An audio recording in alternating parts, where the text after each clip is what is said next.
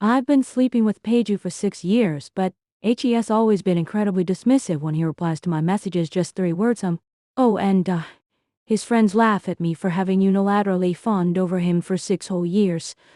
Although Peju does put on a cold face and try to defend himself. In my eyes, HE's just putting on an act, unable to let go of his pride. My family made it clear, if I cowed and get him to commit, it'd just have to go on a blind date. I decided to end this relationship and arranged a breakup blast with Peju. As I was getting dressed, he asked me if I was joking and even reminded me, if you end up getting hooked again, don't forget to buy something next time. I laughed and told him it already deleted all our chat records. This was just a breakup blast after all. Peju kept a poker face and said HED never publicly acknowledged having a girlfriend and added that he didn't like women who threw tantrums. I replied, well then, I'm both honored and sorry. At work, my mom called me and asked me to go home for a blind date.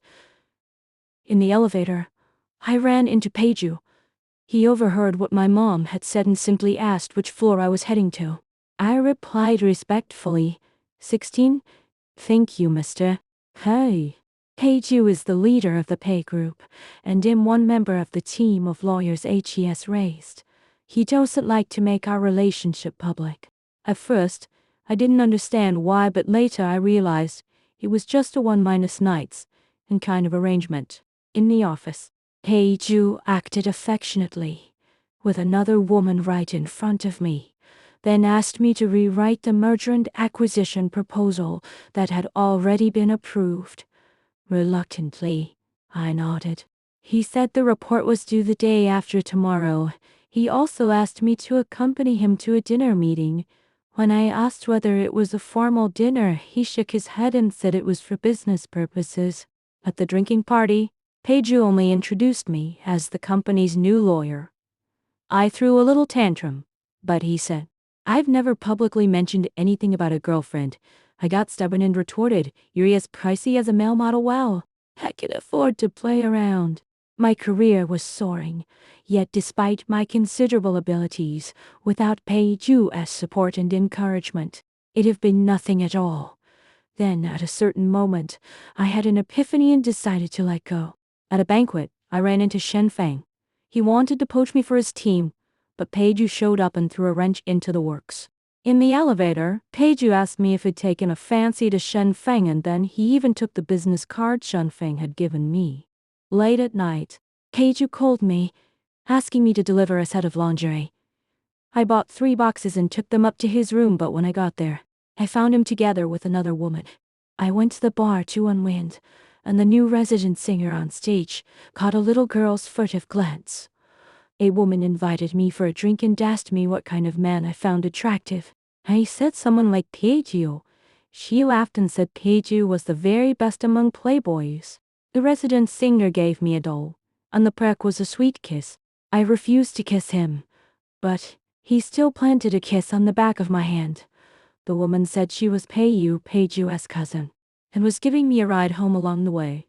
Peju saw Peju off, leaving only the 2 of us in the car. He asked me to sit in the passenger seat and threatened me that if I ever dared to leave, I'd never be welcome back to work at the Pei family's company. He asked me if I'd somehow fallen for him during our time together, and I laughed out loud in annoyance. He froze, as if pondering why HED even bothered to get so involved in the first place. I went to the office to ask for leave and head home for a blind date. Someone else had gotten there ahead of me, Chu Shiyu, a towering figure in the legal world. He only defends wealthy clients and is revered by many as a highly esteemed guest. My blind date is Zhu Xiyu. He got straight to the point and said he had no intention of getting married. And neither did I. All we were missing was a boyfriend in name only. We clinked glasses and reached a pleasant mutual agreement. Zhu Xiyu, trying to appease his family, asked me to go home with him for dinner. As I looked at the stack of documents Peju had handed me, I felt quite perplexed. Zhu Xiyu told me that Peace Legal Team was now led by him. He gave me some guidance on my plan, and then I made an appointment to have a drink with my best friend, Bai Qian Kaoyan. Bai Qian asked me if it was true that I'd really broken up with Peju. I said yes, we'd broken up, She thought it was a pity and said a man like Peju would be perfectly fine just sleeping around as a casual fling. I pinched her cheek and said, if you brought him home, he'd just be too dirty. Suddenly, I became interested in Zhu Shiyu and wanted to sleep with him. By Kion asked who it was, and just as I was about to speak, I realized that the next table over was Peju. He grabbed my chin and asked if I thought he was dirty, accusing me of playing him for a fool. I freed myself and said, when exactly did we ever get together? In the eyes of others, it's as if I'd been chasing him for 6 years. He sneered, no. It's actually been me who's been your bed partner for 6 years and now HES dumped me. After that day, Peju never once looked at me directly at the office, and I breathed a sigh of relief. Zhu Shiyu and I finished work around the same time, and he often happened to give me a ride home. I picked a restaurant, took a selfie, and sent it to my mom. Zhu asked me to send him a copy as well. Later on, he started working overtime frequently, and I ended up slacking off during the day and working late into the night, whenever he passed by my desk. HED helped me solve problems unlike Peju, who would always tease me with a hint of sarcasm. I reported to Peju. He asked me if it was because Zhu Shiyu had just broken up with him. I said no, just that I was tired.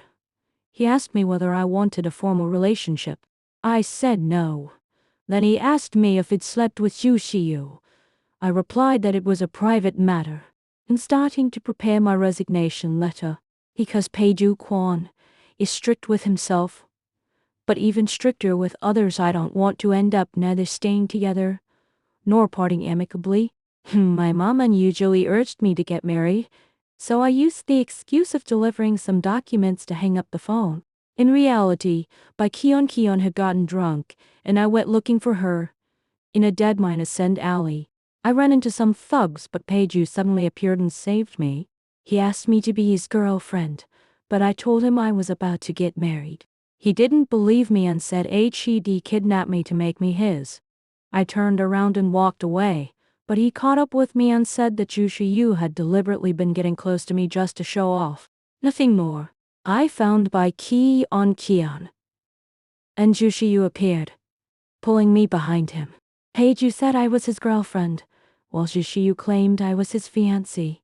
Peju's expression froze, and Zhu Shiyu took me away by the hand. Zhu Shiyu and I took by Kion home. On the way, I asked him if HED deliberately set his phone's wallpaper to a picture of me and then left it in Peju's office. He admitted it, saying it was all part of his plan to fish for me. I asked him when he planned to haul in the net, and I said tonight. He agreed. I slept with Zhu HES better than Peju. HES service-oriented. I asked him why he only helps wealthy people with their lawsuits, and he said it's because he has a dark heart, though not as dark as mine. Early the next morning, Peju called me and asked me to come to his office. He asked if I hadn't gone home last night. He promoted me to assistant to the director of the legal department, hoping to keep me by his side. I submitted my resignation, saying it was for my own sake. Peju froze, saying, apart from him holding me up single-handedly, I've also poured my heart and soul into it. I insisted on leaving. My resignation has been delayed in approval. It's all due to Peju's doing. But it was Zhu Shiyu who personally intervened to let me go, at the behest of old man Pei himself. Peju often sent messages asking to get back together.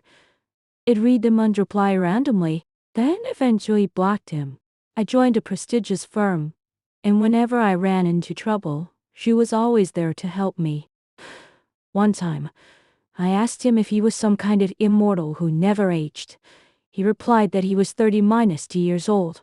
Peju pulled up in his supercar right below my building, and when the traffic cop handed him a ticket, he just paid it without a second thought. He'd been stuck in traffic all day, so I headed downstairs and cut through the mess like a sharp knife. He suggested he'd take over chasing me, but I told him I'd only ever seen you as a bedmate, and now even that feeling's gone. When I got home, Zhu was cooking in the kitchen, and his temper was really high. I coaxed him, saying that my heart belonged to him alone. She invited me to the banquet, and Peiju's face was as black as the bottom of a pot. Peiyu asked me which one was better, and I said they were both fine. She gave me a wicked smile and asked me which one was better in that regard. Reluctantly, I looked over at Jushiyu. This is a story about a woman's journey of self-awareness. Zhang Mingyu breaks free from 6 years of emotional abuse and indifference at the hands of Peiju, realizing that she was merely his bedmate. She chooses Jushi, a man who is mature, gentle, and respectful of her. Through the contrast between how these two men treat her, the story vividly portrays the female protagonist's transformation from being a doormat to becoming independent and confident, culminating in a satisfying and heartwarming conclusion.